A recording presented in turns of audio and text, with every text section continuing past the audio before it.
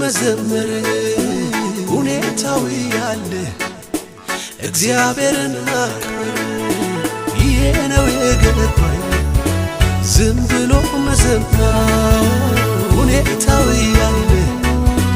እግዚአብሔርን ማክበር